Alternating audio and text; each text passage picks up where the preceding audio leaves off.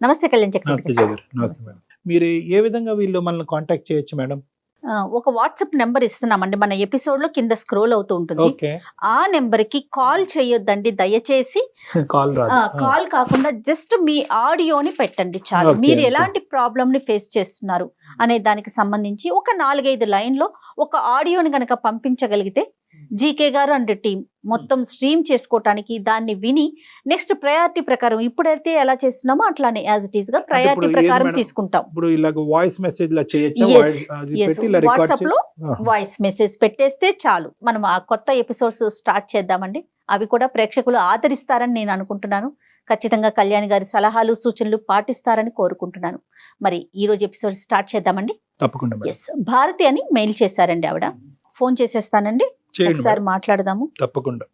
ఇంకా నాకు సొల్యూషన్ లేదు, పరిష్కారం లేదు అనుకున్నప్పుడు చావేనేమో, డెత్ డెత్ డెత్ అనుకో. మనిషి కోరుకోంది ఏదన్నా ప్రపంచంలో ఉందంటే అది చావే మేడం. అది కోరుకో. భారతి గారు నమస్తే అండి. నమస్తే అండి. ఎవరండి మాట్లాడేది? నేను జయానండి, అందమైన జీవితం ప్రోగ్రామ్ నుంచి కాల్ చేస్తా ఉన్నాను. మీరు మెయిల్ చేశారు కదా. మేడం గారు మీరా అండి? నమస్తే అండి. చాలా చాలా సంతోషం అండి మీ నుంచి నాకు కాల్ వచ్చినందుకు. చాలా నేను- సంతోషం అమ్మా, కానీ నీ మెయిల్ చూసాక నాకైతే చాలా బాధ అనిపించింది. చాలా మంది డాక్టర్ గారు సలహాలు సూచనలు అడుగుతారు, డాక్టర్ కళ్యాణ్ గారివి, కానీ మీరు మాత్రం చనిపోవటానికి మార్గాన్ని అడిగారు. నాకు చాలా చాలా బాధ అనిపించింది. ఫస్ట్ మీరు ముందు డాక్టర్ గారితో మాట్లాడండి. తప్పకుండా అండి, భారతి గారు తప్పకుండా. నమస్తే అమ్మా. నమస్తే డాక్టర్ గారు. ఇంతకీ మీ సమస్య ఏంటమ్మా, చెప్పండి, అసలు మీ గురించి ఒక్కసారి వివరించండి. నాకు పెళ్ళయి 11 సంవత్సరాలు అవుతోందండి. ఓ. పుట్టింట్లో ఉన్నన్నాళ్ళు మేము 3 అమ్మాయిలము, ఒక అబ్బాయి. నేను రెండో అమ్మాయిని. ఉమ్, పుట్టింట్లో చాలా నాన్నగారు గవర్నమెంట్ ఉద్యోగం చేసేవాళ్ళు. ఇప్పుడు రిటైర్ అయ్యి ఏదో చిన్న జాబ్ చేసుకుంటున్నారు. ఉమ్, ఉమ్, అలాగే వాళ్ళు చెప్పినట్టుగానే వాళ్ళు చెప్పిన సంబంధాన్ని చేసుకున్నానండి. ఒక అబ్బాయి. నిజంగా ఒక అమ్మాయి ఇంకొకరి జీవితంలోకి వెళ్తోంది అన్నప్పుడు ఎంత ఆనందంగా వెళ్తుందండి, ఎన్ని ఆశలతో వెళ్తుందండి. అంతే కదా. అందులోనూ పెద్దవాళ్ళు కుదిర్చారు అంటే మనకి తగ్గట్టుగానే వాళ్ళు చూసుంటారు కదా అన్న ఆనందంలోనే ఉంటుంది కదా అండి. Blind faith. అంతేనమ్మా, అంతే అంతే. అతను ఎంత దుర్మార్గుడు అంటే అయ్యో చాలా అండి, చాలా అంటే చాలా దుర్మార్గుడు. అమ్మా. వాళ్ళకి చాలా వ్యాపారాలు ఉన్నాయి, రియల్ ఎస్టేట్ వ్యాపారాలు ఉన్నాయి. మన వాళ్ళకి మంచి అవే డబ్బున్న కనిపిస్తాయి. వాళ్ళు, పలుకుబడి ఉన్న వాళ్ళే, సంఘంలో పలుకుబడి ఉన్న వాళ్ళే. కానీ మనసులో మాత్రం క్రూరత్వం నిండిపోయిన వాళ్ళండి.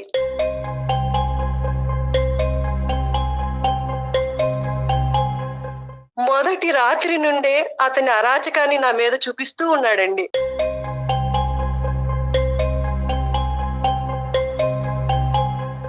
అయ్యో మందు తాగి వచ్చి తాగుడు. సిగరెట్ కాలుస్తూ సిగరెట్. నన్ను ఒక యాష్ ట్రేగా యూజ్ చేసుకున్నాడు.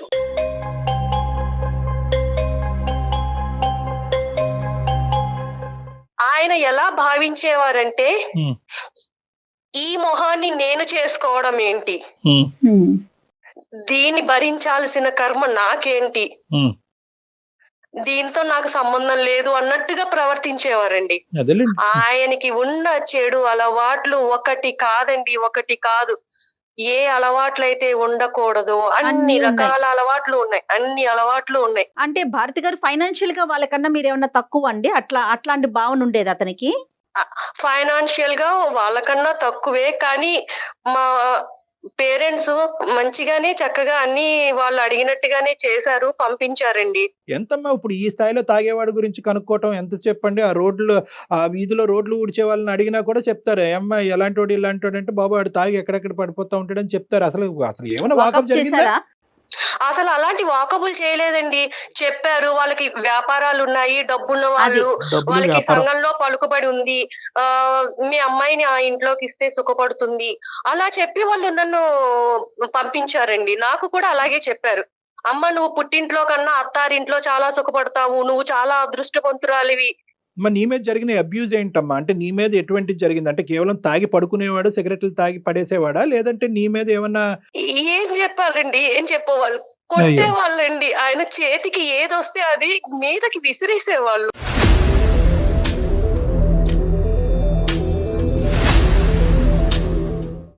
ఒక 3 ఏళ్ల తర్వాత 3 ఇయర్స్ నేను కడుపుతోటి ఉన్నానండి. అప్పుడే ఆ చెప్తారు. దుర్మార్గుడితో ఒక బిడ్డకి తల్లినయ్యాను. ఓకేనమ్మా. ఆ టైంలో నాకు ఏమనిపించిందంటే, అత్తారింట్లో ఉండటం కన్నా పుట్టింటికి వెళితే వాళ్ళ ఆదరణతో ఒక మంచి బిడ్డకి తల్లినవుతాను అని ఆలోచించి నేను పుట్టింటికి వెళ్ళిపోయానండి.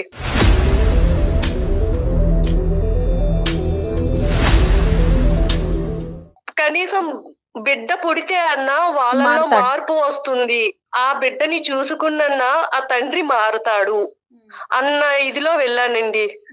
వెళితే ఎప్పుడన్నా నేను మెసేజ్ పెట్టినా, ఫోన్ చేసినా అయిష్టతగా మాట్లాడేవారు. కానీ ఎలా ఉన్నావు, ఏంటి, తింటున్నావా, ఉంటున్నావా, అసలు ఇంకేం పట్టించుకోలే ఈమెని. ఎప్పుడు వెళ్తాడా అని పట్టించుకునేది వెయిట్ లేదు. చేశాడు. ఆఖరికి ప్రెగ్నెన్సీ వచ్చి వెళ్ళిపోవడంతో ఇంకా హ్యాపీగా సాగరంపినట్టున్నాడు. ఎందుకంటే అతను విచ్చలవిడితనానికి ఇంకెవరు లిమిటేషన్ అడ్డు ఉండదు లేదు కదా. కదా. డెలివరీ అయ్యింది. బాబు పుట్టిన తర్వాత మా అమ్మగారు వాళ్ళకి కబురు పంపించారండి. అవునా అని ఫోన్ పెట్టేశారండి.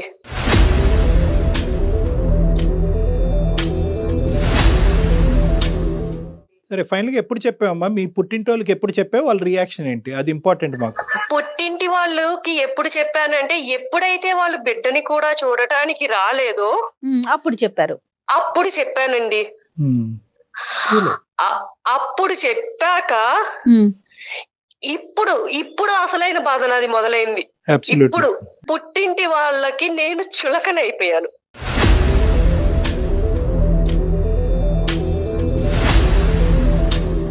మీ తల్లిదండ్రులకి మీకు చెప్పినప్పుడు వాళ్ళ యొక్క రియాక్షన్ ఇక్కడ ఇంపార్టెంట్ అని నేను ఎందుకు అంటున్నానంటే కనుక, వాళ్ళ ఉద్దేశం ఏంటంటే ఇంత లేట్ గా చెప్పారు అనేటటువంటి ఒక బాధతో వాళ్ళు మాట్లాడారా? అసలు ఏం జరిగింది అక్కడ? వాళ్ళు ఏమి మాట్లాడలేదండి. ఏమైనా సరే నువ్వు అతని దగ్గరికే వెళ్ళు, ఇదే అన్నారండి. ఏది నీ కథ అంతా పూర్తిగా విన్నారా? పడినటువంటి హింస బాధ అంతా వివరంగా చెప్పిన తర్వాత కూడా అక్కడికి వెళ్ళు. అన్ని చెప్పానండి, అన్ని చెప్పాను. అతను ఎలాంటి వాడు, నా అక్కలతోటి ఎదుటి స్త్రీలతోటి నన్ను ఎలా కంపేర్ చేసి నన్ను ఎంత అసహనంగా మాట్లాడేవాడు, అవన్నీ కూడా నేను వాళ్ళకి చెప్పాను. అంటే ఏంటండి అర్థం కాలేదు భారతి గారు, కొంచెం వివరంగా చెప్పండి. ఎప్పుడైనా బయటికి తీసుకువెళ్ళినప్పుడు అండి, ఫంక్షన్లకి వాటికి వెళ్ళినప్పుడు అక్కడున్న ఆడవాళ్లతోటి కంపేర్ చేసేవాళ్ళండి. వాళ్ళు చూడు ఎలా ఉన్నారో, వాళ్ళ సౌష్ఠవం చూడు ఎలా ఉందో.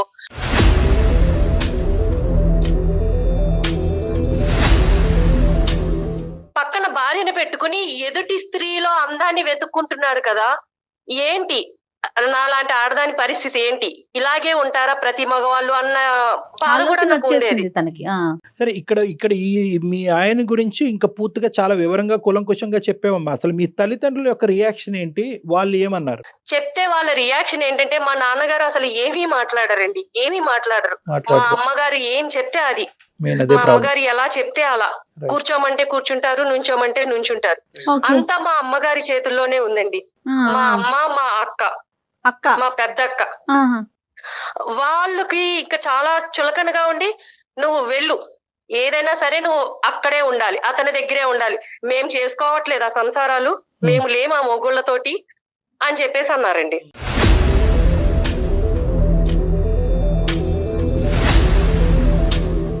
అంటే వాళ్ళ ఉద్దేశ ప్రకారం ఏంటంటే కనుక, ఒకసారి పెళ్లి చేసుకుంటే కనుక చావరేవో అక్కడే తేల్చుకోవాలి, మళ్ళీ పుట్టింటికి తిరిగి రాకూడదు అనేది. తిరిగి రాకూడదు. మిగతా వాళ్ళందరూ ఉండట్లేదా, మిగతా వాళ్ళు వాళ్ళ భర్తలతో ఉండట్లేదా, సుఖంగా వాళ్ళని మార్చుకుని సంసారాలు చెయ్యట్లేదా, నువ్వు ఎందుకు చెయ్యవు? అటువైపు నరకాసుడైనా హిరణ్యకశిపుడైనా ఎవరైనా కూడా అక్కడ ఉండాలి. రైట్, ఓకే, అర్థమైందమ్మా. మీ పేరెంట్స్ యొక్క, మీ ఫ్యామిలీ యొక్క సైకాలజీ అర్థమైంది. తర్వాత అమ్మా, మీ సిస్టర్స్ ఇద్దరు హ్యాపీయేనమ్మా? మీ సిస్టర్స్ ఇద్దరు హ్యాపీయే? వాళ్ళ హ్యాపీ, చాలా హ్యాపీగా ఉన్నారండి. వాళ్ళు చాలా హ్యాపీగా ఉన్నారు. సో పుట్టింటికి వచ్చిన తర్వాత నీ బాధ చెప్పుకునేటటువంటి క్రమంలో మీ సిస్టర్స్ దగ్గర నుంచి కూడా నీకు ఎటువంటి సపోర్ట్ రాలే? సపోర్ట్ రాలేదండి. ఒక రకమైన టార్చర్ కాదండి. మా అమ్మగారు గాని, మా పెద్దక్క గాని అసలు పెళ్లికి ముందు వాళ్ళు ఎలా ఉండేవాళ్ళు, నన్ను ఎలా చూసుకునేవాళ్ళు, అలాంటిది పెళ్ళయ్యాక భర్త ఆదరణ లేకపోతే ఇంత హింసిస్తారా నన్ను? అమ్మ కూడానా? అమ్మ కూడా అండి, అమ్మ కూడా. అంటే వాళ్ళకి ఒక చులకన ఏర్పడిపోయింది. అంటే దీనికి ఎవరి సపోర్టు లేదు, ఇది మన మీదే ఉంది, మన మీదే బతకాలి, దీనికి మనం తప్ప దిక్కు లేదు అని చెప్పి ఉమ్. ఇంట్లో చాకిరీ అండి, చాకిరీ ఎంత గొడ్డు చాకిరీ చేయించేవాళ్ళు. బాబా.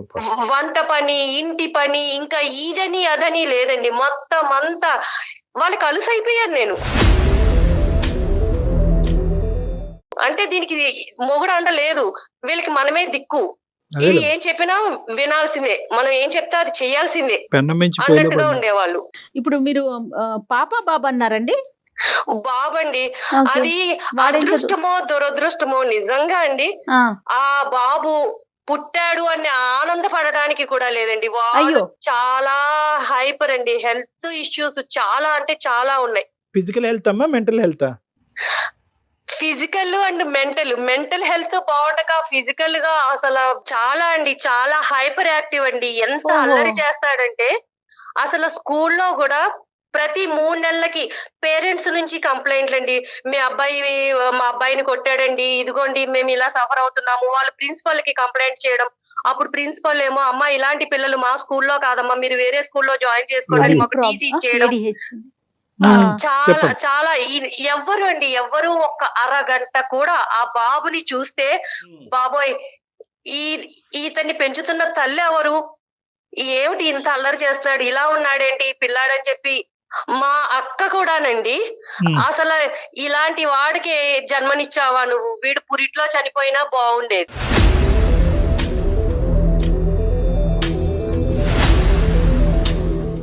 మా తమ్ముడండి, మేనల్లుళ్ళు అంటే చాలా ఇదిగా ఉంటారు కదా, ఉమ్. వాడు ఏదో అల్లరి చేస్తూ విరక్కొట్టాడని చెప్పి మా తమ్ముడు నన్ను కొట్టాడండి, నన్ను అయ్యో. కొట్టాడు, కొట్టాడా? నన్ను కొట్టాడు. అలాంటి పిల్లాన్ని నువ్వు అసలు నీకు పిల్లని పెంచడం వచ్చా రాదా, ఏంటి అలా పెంచుతున్నావు పిల్లని, వాణ్ణి కాదండి నన్ను టోటల్ గా కొట్టాడు. లోకు అయిపోయింది ఈ అమ్మాయి. ఇలా స్కూల్ నుంచి ఏవో ఫోన్స్ వచ్చావండి పేరెంట్స్ నుంచి. ఆ, ఆ. నేను ఫోన్ మా పక్కకి వెళ్ళి మాట్లాడుతుంటే మా అమ్మ అనేది, ఎవరితో మాట్లాడుతున్నావే, అయ్యో, ఎవరితో మాట్లాడుతున్నావు, ఎవరితో రంకు కడుతున్నావు.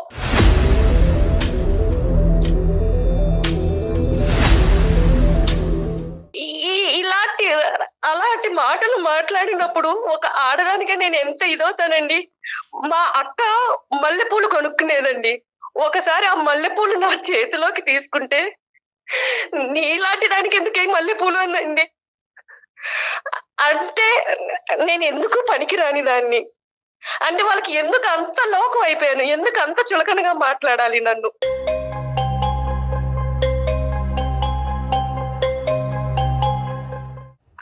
నేను ఉద్యోగం చూసుకుందాము, బయటికి వెళ్దాము, నా బతుకేదో నేను బతుకుదాము అంతే కదమ్మా, నువ్వు అలా గ్రాడ్యుయేట్ కదా. అనుకునేదాన్నండి. కానీ అన్ని దారులు మూసేశారండి, అన్ని దారులు మూసేశారు. బయట ప్రపంచం అంటే ఏమిటో తెలియకుండా చేసేశారు, నన్ను నిర్బంధించేశారు. నా తల్లి నా అక్క వీళ్ళందరూ కూడా నన్ను బంధించేశారు, నిర్బంధించేసి అసలు ఏమీ తెలియని దానిలాగా చేసేశారండి.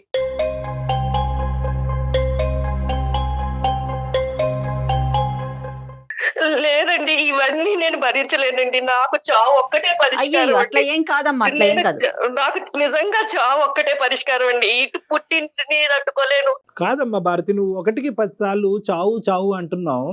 నువ్వు ఉండగానే నీ కొడుకుని ప్రపంచం ఈ విధంగా ట్రీట్ చేస్తుంటే, నువ్వు చనిపోయిన తర్వాత వాడికి ఏమైనా దిక్కు మొక్కు ఉంటదమ్మా? వాడిని తీసుకెళ్లి ఒక పిచ్చి ఆసుపత్రిలో పడేసి జీవితాంతం నువ్వు ఇక్కడే సావరా అంటారు. లేదంటే ఏదో నేరం చేస్తే కనుక తీసుకెళ్లి జైల్లో పెట్టి అక్కడ జీవిత ఖైదీలాగా ఉంటాడు. అది తప్పు. వాడి వల్ల కూడా నాకు సుఖం లేదు కదండి, అలా వాడిని కాదు. చూసుకుని అమ్మా, బతుకుదాం ఒకటి అనుకున్నా కూడా. At the end of the day ఒక తల్లి పాత్రలో నేను నిలబడినప్పుడు 6 అయినా 106 వాడి జీవితాన్ని చక్కదిద్దేంత వరకు నువ్వు చావు అనే పదం వాడకూడదు, ఎప్పటికీ వాడకూడదు. ఎవరు నీ తరపున మంచిగా మాట్లాడే వాళ్ళు ఒక్కరు లేరమ్మా. నువ్వు పెళ్లి కాకముందు అందరూ దేవతలు దేవుళ్ళు ఒక మంచి సంబంధం చూశారు కాబట్టి కళ్ళు మూసుకుని చేసుకున్నానని నువ్వు అంటున్నావు. ఏమైపోయారు ఈ దేవతలు దేవుళ్ళు ఇప్పుడు? ఎవరు లేరా? మీ నాన్న మాట్లాడ్డా, మీ తమ్ముడు మాట్లాడ్డా? నేను మా నాన్నగారితోటే మాట్లాడాలనుకుంటున్నానండి. మా నాన్నగారే ఈ సమస్యకి ఏమన్నా మాట్లాడతారేమో, నాకు సమస్య పరిష్కారం చూపిస్తారేమో అని. మాట్లాడిన మహానుభావుడు ఇప్పుడు మాట్లాడతాడమ్మా. 9 సంవత్సరాల తర్వాత ఈ హింసంతా కళ్ళెదురుగుంటా కూర్చున్నటువంటి మీ నాన్న ఇప్పుడు మాట్లాడతాడా నువ్వు అడిగితే? నీకు ఆ నమ్మకం నేను ఉందా? నిలదీయాలనుకుంటున్నానండి, మా నాన్నగారిని నిలదీయాలనుకుంటున్నాను. నాన్నగారిని నిలదీసే ముందు ఒకసారి నిన్ను నువ్వు కూడా ప్రశ్నించుకో భారతి. ఇప్పుడు గ్రాడ్యుయేట్ చదువుకున్న పిల్ల, అతనితో బాధలు 3 ఏళ్లు పడి పుట్టింట్లో చెప్పలేదు. కనీసం బయటకు వచ్చి నీ కాళ్ళ మీద నువ్వు బతకలేవా? ఫ్రెండ్స్ గాని ఎవ్వరు లేరా భారతి? ప్రపంచం నాకు ఏమన్నా అసలు ఏమైపోయిందమ్మా? లేదండి, ఫ్రెండ్స్ తో గాని ఇరుగు పొరుగు వాళ్ళతో గాని నాకు ఎలాంటి సంబంధము లేదు. అసలు నాకు ఎవరితోటి కనెక్షన్ లేని ఇదిలో అయిపోయానండి. నన్ను అలా నిర్బంధించేశారు. లేదమ్మా, నువ్వు ఏంటంటే ఇప్పుడు పుండుమే కారం చల్లటం అనేటటువంటి అంశాన్ని నేను ప్రతిసారి నేను చిత్రీకరిస్తూ ఉంటాను. ఇక్కడ ఏంటంటే నువ్వు ప్రతి స్టెప్ కూడా స్లో అమ్మా, ప్రతి స్టెప్ స్లో. ఒకటి ఏంటంటే ఐదర్ అవతల వాళ్ళ గురించి సాక్రిఫైస్ చేస్తావు, మొగుడు శాడిస్ట్ అయినా కూడా కొడుకుని ఇస్తే కనుక వాడు దేవుడు అయిపోతాడని అనుకున్నావు, తల్లిదండ్రులకు చెప్తే వాళ్ళు బాధపడతారు అనుకున్నావు, మళ్ళీ అక్కడ కంగు తిన్నావు. మీ తల్లిదండ్రులు వాళ్ళు ఏంటంటే కంప్లీట్ గా రివర్స్ పిక్చర్ చూపెట్టి వాడికి మించినటువంటి శాడిస్ట్ లాగా ఏమనుకోవద్దు, వాడికి మించిన శాడిస్ట్ లాగా వీళ్ళు తయారయ్యారు. ఎక్కడ కూడా పుట్టింటి వాళ్ళు ఇలా రియాక్ట్ అవుతారని మనం అనుకోలేదు. దానికి తోడు ఏంటంటే ఎప్పుడైతే నీ కొడుకు ఇలా పుట్టాడో నీకేంటంటే అన్ని ద్వారాలు మూసిపోయినాయి, నాకు ఇంకో జీవితం లేదని చెప్పి నువ్వు ఫిక్స్ అయిపోయావు. ఇప్పుడు నాకు కావాల్సింది ఏంటంటే మీ తండ్రి గారిని నిలదీయాలి, అడగాలి అని అనుకునేటటువంటి మీ ఆలోచన వెనకాతల నెంబర్ 1, ఈ రోజు మీరు మాకు ఎలా చేసి మాట్లాడుతున్నారు? ఇప్పుడు ఎక్కడున్నారు మీ అమ్మాళ్ళు అందరూ? అంటే ఇంతకాలం మా అమ్మగారు వాళ్ళ అమ్మగారికి బాలేదు అంటే వేరే ఊరు వెళ్ళారండి. అమ్మమ్మకి బాలేదు, అయితే ఆవిడ కాలం చేశారు. ఇంకొక 11 రోజుల వరకు వాళ్ళు రారు. నా సమస్యకు కూడా ఒక పరిష్కారం దొరుకుతుందని ఇమీడియట్ గా నేను మీకు మెయిల్ చేశారు. సంతోషం అమ్మా, అక్కడ వరకు సంతోషం. మీరు అసలు ఏం ఎక్స్పెక్ట్ చేస్తున్నారు? నాన్నగారితో మాట్లాడాలని అంటున్నారు, మెయిల్ లో కూడా చూసాను. నేను నాన్నగారితో మాట్లాడాలండి. నా సమస్యకి పరిష్కారం నాన్నగారే చెప్తారా, డాక్టర్ గారే చెప్తారా? కానీ నన్ను ఈ చిక్కుల వలయం నుంచి, ఈ సమస్యల నుంచి నన్ను బయట పాడేయండి. భారతమ్మ, ఒక్కటి తల్లి, ఎవడి జీవితం నుంచి బయట పడేయలేడమ్మా. మన జీవితానికి సంబంధించినటువంటి నిర్ణయం మనం తీసుకోవాలి. మేము కేవలం మెంటర్స్ మాత్రమే. కొద్దిగా టార్చ్ లైట్ వేస్తాం, ఆ చీకటిలోంచి మీరు నడుచుకుంటూ వెళ్ళాలి. టార్చ్ లైట్ మాత్రమే. అయినా సరే మీ తండ్రిని కొన్ని ప్రశ్నలు అడుగుదామని అనుకుంటున్నావు కాబట్టి అతనితో మాట్లాడి. ఎక్కడున్నాడో మాత్రం? నాన్నగారు బయటికి వెళ్ళారండి, ఆయన ఉద్యోగం చేస్తారని చెప్పాను కదా, అక్కడికి వెళ్ళారండి. అలాగే మీ సమస్యకు ఒక పరిష్కారాన్ని నిర్ణయించుకోండి. ఆయన నిలదీస్తారు, నిలదీస్తే ఏమవుతుంది? మీ కడుపు మంట చల్లారుతుంది, అంతే. నెక్స్ట్ ఏంటి అది కూడా ఆలోచించండి, అంతే కదా కళ్యాణ్ గారు? అంతే. మరి మాట్లాడదామండి. ఎట్లా లైన్ కలుపుతారా భారతి గారు మీరు? నేను నాన్నగారికి ఒకసారి కాల్ చేస్తానండి. అమ్మాయికి ఏంటంటే జయ గారు, మనం ఈ రోజు ఇలా మాట్లాడేటప్పటికి అమ్మాయికి ఒక ధైర్యం వచ్చింది. ఇప్పుడు స్టార్ట్ అయింది ఆ అమ్మాయి జీవితంలో. ఏంటంటే నెంబర్ 1, ప్రశ్నించాలి, అడిగి కారణాలు తెలుసుకోవాలి, తర్వాత సమస్యకి పరిష్కారం ఎత్తుక్కోవాలి. సహజంగా మనిషి ఒక మానసిక పరిస్థితి జరిగింది, ప్రశ్నలకు బదులు కావాలి. సమస్య పరిష్కారం ఎత్తుక్కుంటే ఎత్తుక్కోరు. అదే నమ్ముతాను, అందరికి అదే నమ్మకాన్ని ఇస్తూ ఉంటాను. మన థింకింగ్ లైన్ మారాలి. హలో, ఏంటమ్మా? ఏం చేస్తున్నావు నాన్న? ఏం చేస్తున్నానమ్మా, ఇప్పుడు ఉండే కష్టాలే. నాన్న, నా పరిస్థితి నువ్వు చూస్తున్నావా నాన్న? ఇంట్లో పరిస్థితి నీకు అర్థమవుతుందా నాన్న?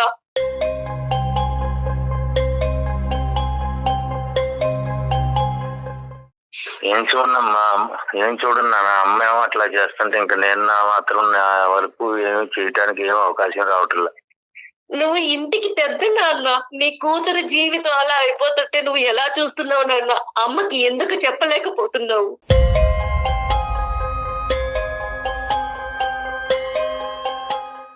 మీ అమ్మ పెట్టే చిత్రహింసలకి నేను చెప్పినా గానీ వినటం లేదు, చెప్పేటంత అవకాశమే ఇవ్వటం లేదు నాన్న. మీరు అలా అంటే కుదరదు నాన్న. నా సమస్యకి పరిష్కారం చెప్పాలి. మీరు నా కన్న తండ్రి, నా జీవితం ఇలా అయిపోయింది మీరు చూసిన సంబంధమే కదా నాన్న నేను చేసుకున్నాను.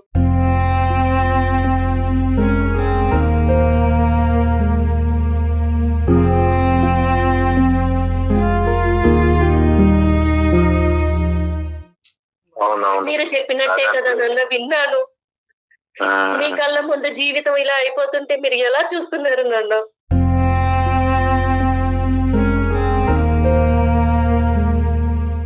నా బాధని ఎవరితో చెప్పుకోవాలో తెలియక అందమైన జీవితం అనే ప్రోగ్రామ్ ని డాక్టర్ గారికి చెప్పుకుందాము, కళ్యాణ చక్రవర్తి గారిని సలహా అడుగుదామని వాళ్ళని అప్రోచ్ అయ్యాను నాన్న. వాళ్ళకి మెయిల్ పంపించాను. ఈ సమస్యల నుంచి నన్ను ఎలాగైనా సరే మీరు బయట పడేయాలండి. నాకు ఒక్కట చావు తప్ప ఏది కనిపించట్లేదు నాన్న.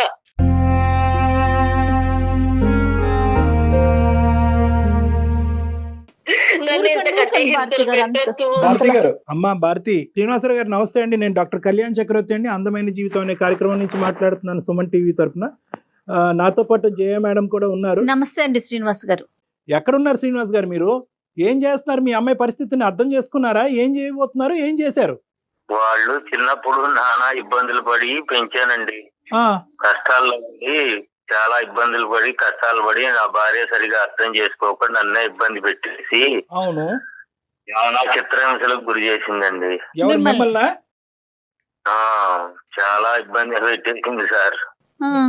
సో నేనే అట్లాగే కావలేక బ్రతికి ఇక ఉండి నా భార్యకి ఎదురు చెప్పలేక అట్లా బతుకుతున్నానండి. ఆమెకి దాసోహం అయిపోయారా? మీదే పెద్ద కథలా ఉందా మీ ఆ. అమ్మాయి కంటే? సరే అయిపోయారు, కానీ పెళ్లి గురించి ఒక ఆడపిల్ల ఎంత దాసోహం అయ్యి ఎంత ఆవిడ మీ కాళ్ళ కింద ఆవిడ కాళ్ళ కింద మీరు చెప్పైనా బానిసైనా కూడా at the end of the day ఒక ఆడబిడ్డ యొక్క వేరే ఇంటికి పంపించే ఆడబిడ్డకు సంబంధించినటువంటి సంబంధం డిసైడ్ చేసేటప్పుడు ఆచితూచి నిర్ణయించుకోవాల్సినటువంటి అవసరం ఉంది. ఎందుకంటే మీలాగా మీ అమ్మాయి జీవితం అవ్వకూడదు కాబట్టి.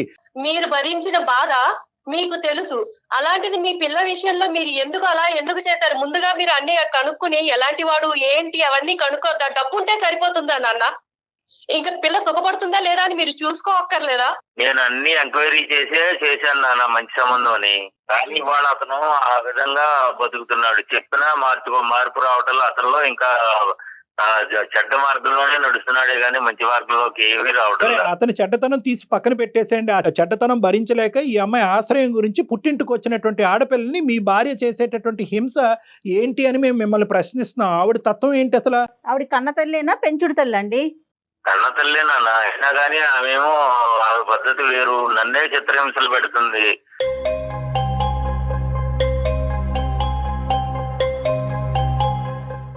గ్యాస్ స్టవ్ మీద వచ్చి ఆ శారీ వేసేసి ఇక నేను చచ్చిపోతానని అంటుంది. అయినా నేను ఎదురు చెప్పలేక ఇక నేను బ్రతుకుతున్నా.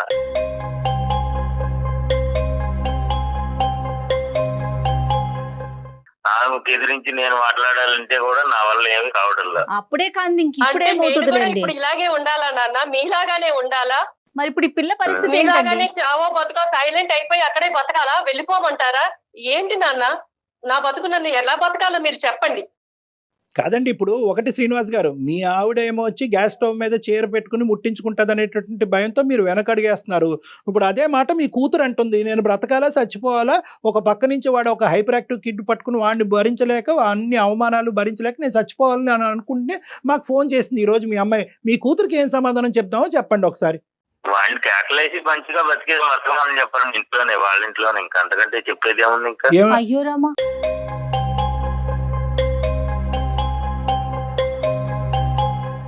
ఎంత భరించినా ఏం మాట్లాడుతున్నారు సార్? మళ్ళీ అతని దగ్గరికే వెళ్ళమంటున్నారు నాన్న. మరి మీరు ఏమన్నా న్యాయంగా ఉందా అసలు? మీకు చెప్పండి. మంచి మార్గంలో నడువు నాన్న. ఇంకా అంతకంటే నేను చెప్పేది ఏముంది? మరి అదే మార్గంలో మీరు నడవచ్చు ఎంతకంటే కదా. మంచి ఆయన ఏముంది? అందుకే నడుస్తున్నాడా సైలెంట్ గా? ఇప్పుడు మీరేమనుకుంటున్నారంటే మీ సైకాలజీ ఏంటంటే, ఇప్పుడు మా ఆవిడ నన్ను హింస పెట్టినా కూడా ఎలాగైతే అణుగుమిణిగి ఒక కుక్కలాగా బతుకుతున్నానో సారీ తప్పుగా అనుకోకండి, అదే విధంగా నువ్వు వెళ్ళి మీ ఆయన దగ్గర బతికేసేయమ్మా అన్ని ఇదే సొల్యూషన్ ఈ ప్రాబ్లం అని అంటున్నారు. సో మీదేదైతే కనుక ఒక సాంప్రదాయంగా మీరు ఫాలో అవుతున్నావో అదే సాంప్రదాయం మీ కూతుర్ని ఫాలో అవ్వమంటారు. రేపొద్దున హింసాత్మకుడి చేతిలో మీ అమ్మాయి చనిపోయినా కూడా మీరు ఇదే మాట అంటారేమో. ఇప్పుడు నేను పెళ్లి చేసి పంపించడం వరకే నా బాధ్యత.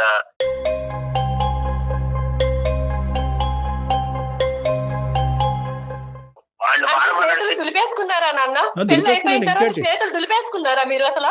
ఇప్పుడు మీ ఆవిడ నోరు ఆవిడ ఏంటంటే ప్రత్యక్షంగా కనిపిస్తుంది, మీరేంటంటే ఎక్కడో ఉద్యోగం చేసుకుంటున్నారు కాబట్టి మీ యొక్క తీరు, మీ వ్యక్తిత్వం, మీ మాట పద్ధతులు, మీ ఆలోచన శైలి ఇప్పుడుకొచ్చి ఈ మహాతల్లికి కనిపించలేదు. అంటే తల్లిదండ్రులు ఇద్దరు ఒకటే. పోనీ అమ్మాయి కాళ్ళ మీద నిలబడుతుంది కదా, దానికైనా ఈయన సపోర్ట్ చేయొచ్చు కదండి. ఏమండి అదే నన్ను బయట ఆ అంశం పడేయమనండి. నన్ను చెప్పండి. ఎక్కడికన్నా తీసుకెళ్లి ఎక్కడైనా ఉంచండి. నా బతికేదో నేను బతుకుతాను. ఆ మా అమ్మాయి వయసులో ఉంది కదా అని చెప్పి బయటికి వెళ్తే నలుగురు 4 రకాలుగా మాట్లాడతారు, అందుకని రకరకాల పద్ధతులు వస్తాయి అని చెప్పి వాళ్ళ అమ్మకి ఇష్టం లేదు, ఉద్యోగం చేయించుదామనే ఉద్దేశం లేదు. మీకు ఏంటి నాన్న? మీ పెంపకం మీద మీకు నమ్మకం లేదా నాన్న?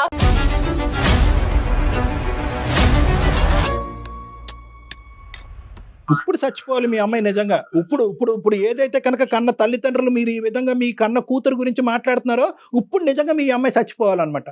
మీ బిడ్డ మీద మీ నమ్మకం లేదండి, ఆ అమ్మాయి క్యారెక్టర్ గురించి మీరు మాట్లాడుతున్నారా ఈ రోజు?